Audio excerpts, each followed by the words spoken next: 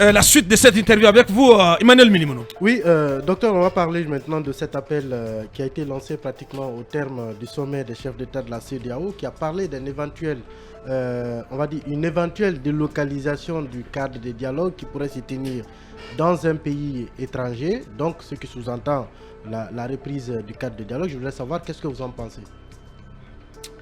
Merci beaucoup, Manu.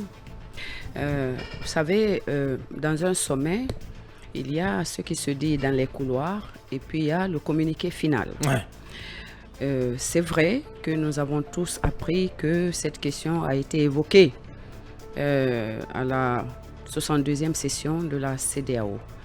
Mais je pense que le communiqué final fait foi de la position officielle de la CEDEAO. C'est-à-dire que l'accord avec la Guinée est acté et dans ce communiqué, on ne parle pas de la tenue d'un dialogue à l'extérieur. En tant que facilitatrice, c'est ce que nous devons prendre et faire en sorte que le dialogue que nous avons entamé à l'intérieur soit un dialogue ouvert, soit permanent, et c'est ce que nous faisons.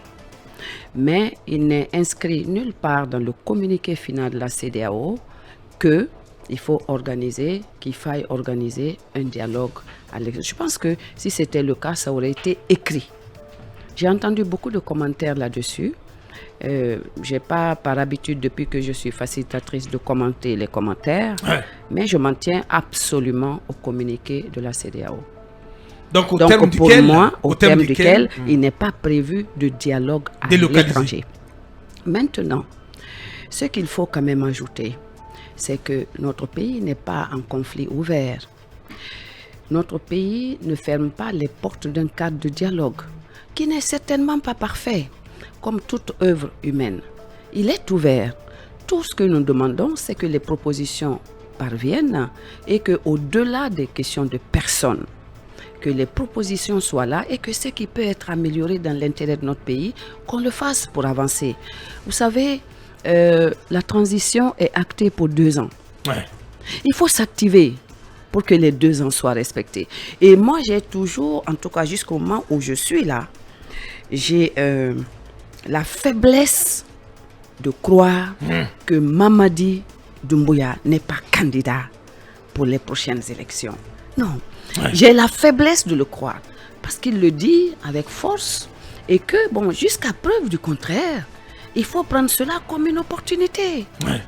C'est vraiment ce que je peux vous répondre. Oui, il faut prendre cela comme une opportunité, mais dans le sens contraire, il y a ces leaders des grands partis politiques qui pensent que même si il est décidé à ne pas être candidat, il soupçonne des manœuvres pour les disqualifier, pour les empêcher d'être candidats. C'est le cas de Dr Kassory Fofana, qui est jusqu'à récemment, qui était le président du comité provisoire du comité de gestion provisoire du RPG Arc-en-Ciel. C'est le cas aussi de Sidia Touré, c'est le cas de Cellou Dalein Diallo.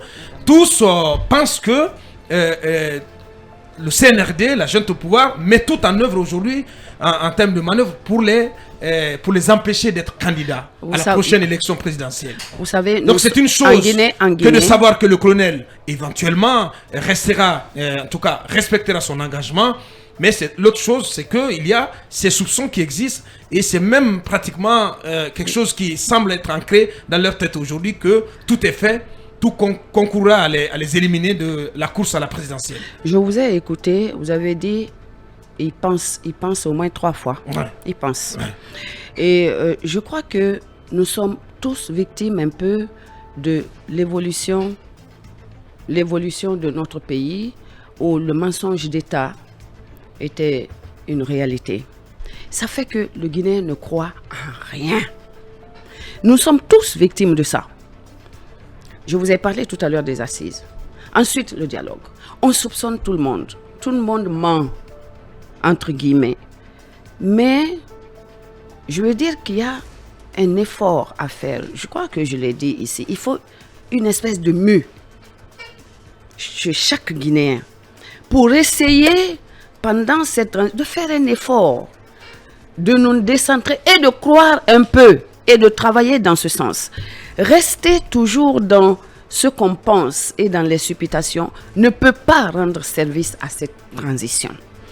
Prenons ce qu'il y a et continuons à nous battre pour ce que nous voulons. C'est extrêmement important. C'est vrai que on pense que oui, il prépare quelqu'un, on pense que c'est pour que les autres ne soient pas... De toute façon, la vie politique, la classe politique est en mutation permanente, est en renouvellement. Et vous êtes favorable à cela? Mais bien sûr, c'est le cours même de la vie. C'est le cours même de la vie. Ça veut dire quoi concrètement, docteur? Non, qu'il faut que Sidya Touré et Cellou, par exemple, ils doivent passer la main au sein de leur parti politique?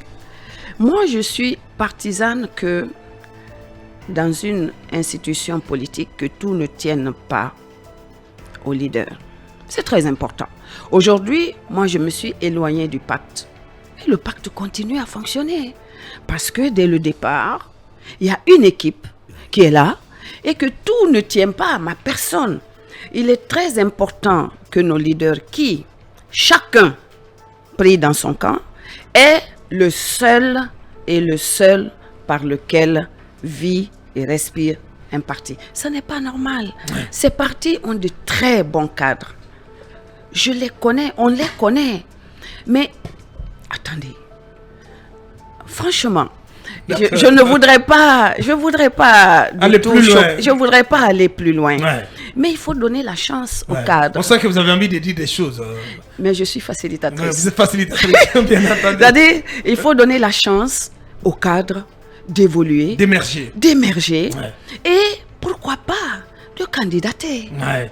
Moi, si je vous suis très bien ce matin, vous avez envie de dire Sidya Touré, Cellou Dalein Diallo, à un moment donné, il faut passer la main. Voilà, il faut passer la main. Il y a de très bons cadres au sein de vos partis et qui peuvent compétir. En tout cas, si le parti est bâti sur un individu, le jour où l'individu disparaît, le parti disparaît. Ouais. Et ce n'est pas ce que souhaitent ces leaders en même temps. Donc, il faut qu'il y ait une logique dans l'attitude de nos leaders. Mais vous savez, ça c'est un petit coin que je touche. Nous avons quand même le malheur en Guinée d'avoir des leaders techniciens, pas des leaders politiques. Là. Bien, la suite avec vous, Mamadouri. Alors, docteur Makale, j'imagine, sauf si je me trompais, que votre médiation est dynamique. Alors, elle peut s'adapter au contexte actuel. J'ai envie de vous vendre une batna de médiation, mais à l'endroit du gouvernement. Parce qu'en fait, il y a un fait d'actualité dont on parlait tout à l'heure. C'est qu'il y a des gens qui ont été épinglés pour une question de marché illégalement partagé. La fameuse affaire d'AudioGate. Ouais. Donc, Emmanuel le disait tout à l'heure ce matin. Ces messieurs ont été mis en prison.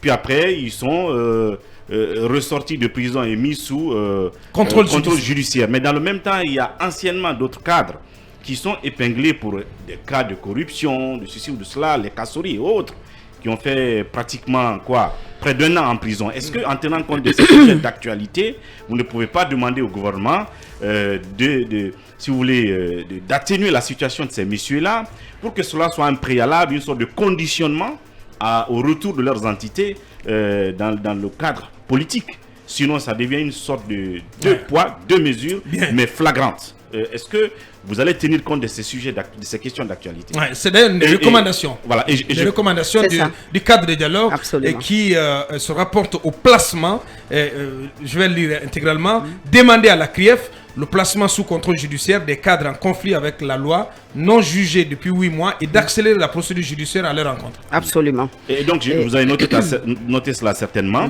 Alors, quand Dr Dansa Kourouma, président du CNT, vous dit à vous, facilitatrice, mais aussi au gouvernement, d'œuvrer en faveur d'un cadre dialogue plus inclusif, comment est-ce que vous entendez ça? Quelle perception vous avez face à cette entente-là? Et puis comment vous comprenez le concept ou l'expression d'autres dialogues sont nécessaires employés par l'ambassadeur des États-Unis en Guinée?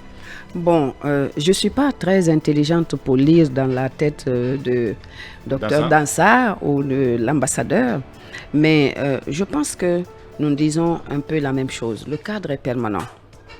Mais vous savez, on peut ne pas tous être là au début, et puis se retrouver à un moment donné. Moi, je dis que les uns et les autres fassent une bonne lecture du travail qui est fait, sans passion, et voir dans quelle mesure ils peuvent y contribuer. D'ailleurs, si vous lisez la lettre qu'on leur a envoyée, nous leur avons dit, compte tenu de leur expérience et de leur évolution, ils peuvent certainement apporter quelque chose au suivi des résolutions qui constituent une espèce de ramassis des préoccupations en Guinée. Ouais. Sur la médiation, nous le faisons honnêtement. Vous ne pouvez pas imaginer, mais nous sommes entre le gouvernement, le CNRD et les coalitions politiques et autres et la société civile. Mais la situation que je vous ai évoquée, est-ce que ça ne vous met pas dans une position difficile? Mais c'est difficile. De continuer à dire à un Cellou, écoute, viens au RPG, venez au dialogue. Quand il y a des cas maintenant aujourd'hui qui semblent être des cas d'injustice à leur égard, pratiquement ces messieurs que j'ai cités sont soupçonnés pour les mêmes choses en quelque sorte que eux, ils sont en prison, mais eux sont dehors. Soupçonnés pour les mêmes choses, je ne sais pas, parce que je ne suis pas dans le secret des détails, mais injuste, oui.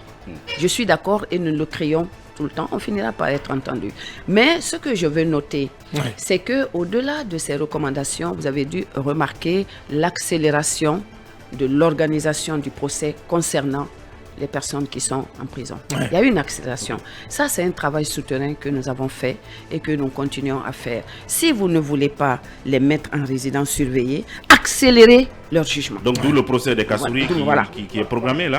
Absolument. Okay. Oui, bien. Madame, mais vous n'avez pas répondu à la question concernant les appels qui ont été lancés par l'ambassade. J'ai commencé par ça. J'ai dit que je ne suis pas suffisamment intelligente pour lire dans leur tête mais naturellement, le dialogue est permanent, il est ouvert et que la notion d'inclusivité, je la relativise. Pourquoi? Parce que tout le monde ne prend pas le train au même moment. Mais le fait que ça soit ouvert décrit l'esprit vraiment d'ouverture pour une certaine inclusivité. Et vous avez cité particulièrement Sidia et Cellou. Ils n'ont pas à être là, mais qu'ils envoient des représentants. Vous savez, quand vous n'êtes pas là, j'entends souvent dire 95% de l'électorat qu'ils représentent fait qu'il faut qu'ils soient là. L'importance de ce trio, nous la mesurons, nous la reconnaissons. Mais en matière de dialogue, ce n'est pas le poids qui est important, c'est l'apport que vous faites au dialogue qui est important. Vous serez représenté par 2 personnes. Ce n'est pas par des milliers de personnes. Et les 2 personnes vont porter vos revendications. Donc, il y a une analyse un peu légère de la chose en disant 95% ils représentent. Non, dans un dialogue, vous apportez. Ce n'est pas votre poids, c'est votre apport en termes de proposition qui est important. Donc, mais par ricochet, il faut que aussi ceux qui représentent ces 95% prennent la mesure de leur poids dans la vie de la nation pour ne pas bouder un dialogue, quel qu'il soit. Pour ne pas bouder, c'est une question aussi de responsabilité. Quand tu représentes 95% de l'électorat d'un pays, tu ne peux pas te mettre à la marge, même s'il y a des difficultés. Docteur, c'est mon point de vue. En parlant d'inclusivité, je me rappelle, sauf si je n'ai pas bonne mémoire, à l'époque, on vous a pris au téléphone là, vous avez envoyé un signal fort à Mamadi au palais en lui disant, écoutez, vous pourrez par exemple prendre votre téléphone, appeler ces messieurs. Je ne sais pas si vous l'avez dit ou pas, mais aujourd'hui, je crois qu'il ne l'a pas fait. Est-ce qu'au moins vous continuez à lui dire ça en étant maintenant facilitatrice? Appelez votre grand frère Sidia, appelez Cellou, ça peut changer les choses en fait. Est-ce que vous sentez chez lui cette prédisposition? Oui. Oui. Pourtant, il ne les a pas appelés. Bon. Il y a des choses qui se passent. Je ne peux jurer de rien. Voilà. Vous nous promettez que ça va s'apaiser et qu'il y a des bonnes nouvelles? C'est notre espoir, vraiment. Et c'est notre combat. C'est notre combat. Qu'est-ce qui pourrait être fait? Là par exemple, les 5 pour ne pas que la manif du jeudi prochain ait lieu.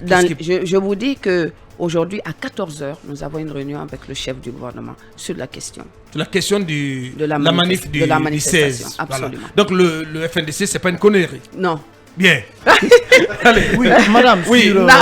Les 3 dernières questions. Oui. C'est pas les recommandations. Mon langage est moins châtié. Merci. Parmi les recommandations phares du cadre de dialogue, moi je retiens ceci: l'âge limite fixé à 75 ans pour participer à la présidentielle et la trêve de 24 mois sur les manifestations. Dites-nous un peu plus sur notamment sur ces recommandations-là. Oui. Sur l'âge, il y a eu beaucoup de débats, beaucoup d'interruptions, beaucoup de va-et-vient, et puis on a voté. Là, vous savez qu'il y a eu des équipes thématiques. L'équipe thématique qui a travaillé sur cette partie-là a proposé 80. 80.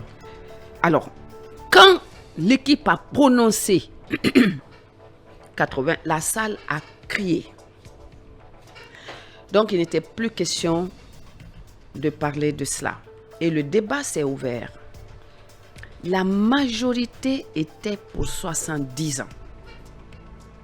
Et tous qui ont assisté au dialogue peuvent vous témoigner. Nous avons usé de toutes nos capacités pour que, quand même, 70 ans aujourd'hui, on n'est pas tout à fait vieux. On est encore bien portant. Ouais. Et que surtout, notre pays a quand même une histoire qui n'a pas commencé aujourd'hui. Et que 70 ans, ce dégagisme-là, nous ne pouvions pas quand même valider, cautionner cela. Mais il fallait discuter, persuader, conseiller toute la nuit pour que les choses évoluent. Ouais. Cet effort-là, c'est nous qui l'avons fait. Ce n'est pas les concernés qui l'ont fait, parce qu'ils n'étaient pas là. Et finalement, on a voté 75 ans. Mais cette recommandation, madame, ne s'applique pas aux futures gestions électorales. Mais bien sûr, il s'applique. Bien sûr. Il s'applique. Et même si on a 75 ans, le 31 décembre 2024, on a le droit d'être candidat. Mais je voudrais ajouter ceci. Ça n'élimine personne? Je voudrais ajouter ceci. Dépassons les questions de personne. Je sais que beaucoup ont dit, ah oui, mais Sidia est concerné. Mais parce qu'on renvoie... Parce qu'apparemment, Sidia est non, mais je finis, s'il vous plaît. C'est vrai que il est concerné dans l'absolu. Mais sur le fait, il n'était pas visé. Nous avons une histoire qui nous a enseigné, qui nous a montré des expériences de présidents qui ne présidaient plus ce pays. Mais si on va au-delà des personnes, Dr Makale, permettez-moi cette parenthèse. Et si les gens ont cela en tête, ils réagissent en fonction. Ils se disent, on a un défi, c'est de faire en sorte de plus connaître ce genre de situation. Donc 75 ans, et vous savez, la classe politique se rajeunit. Je suis désolée. La classe politique se rajeunit. C'est un élément qui échappe aux leaders. Elle se rajeunit. Et grave. Donc, s'ils ne prennent pas leurs précautions, on va arriver bientôt au dégagisme. Non, mais au-delà de... Je sens que vous-même, vous êtes en faveur du dégagisme. Pourquoi pas? En quelque sorte. Non. Bien. Mamadou, avant-dernière question. Voilà, au-delà du débat de personnes, oui. Je ne parle pas de Sidia ou de Cellou en termes d'âge, mais je veux dire, au plan international aujourd'hui, les États-Unis, c'est une référence, mais vous avez un vieux qui est à la tête du pays. Lula est de retour là au Brésil. Et tous ces exemples-là montrent aujourd'hui qu'on ne peut pas plomber en fait la candidature à une sorte de limitation d'âge. Est-ce que ce point-là ne nécessiterait pas d'être changé à l'avenir? Est-ce que ça peut tenir? Je vais vous répondre en parabole. Est-ce que vous savez que même quand Joe Biden va en réunion, on sait à quelle heure il doit prendre un verre d'eau? Bien. Non, mais je vous dis que... Tout comme Obama, on doit le suivre. Comparaison n'est pas raison. Bien. Aux États-Unis, le président, il est corseté Ouais. En Afrique, le président est un électron libre. C'est pas la même chose. Et Vous parlez d'âge alors qu'Alpha Condé, depuis la Turquie, on regarde une vidéo récente et nous amène à manœuvre pour revenir pour son retour au pouvoir. malgré son grand âge, 84-85 ans. Docteur, Ouais, il a même dit qu'il a rajeuni. il a rajeuni. Est-ce que vous imaginez Il veut redescendre Alpha à des stades de revenir 75 ans. Alpha revenir au pouvoir en Guinée, docteur? vous savez, je connais le président Alpha Condé.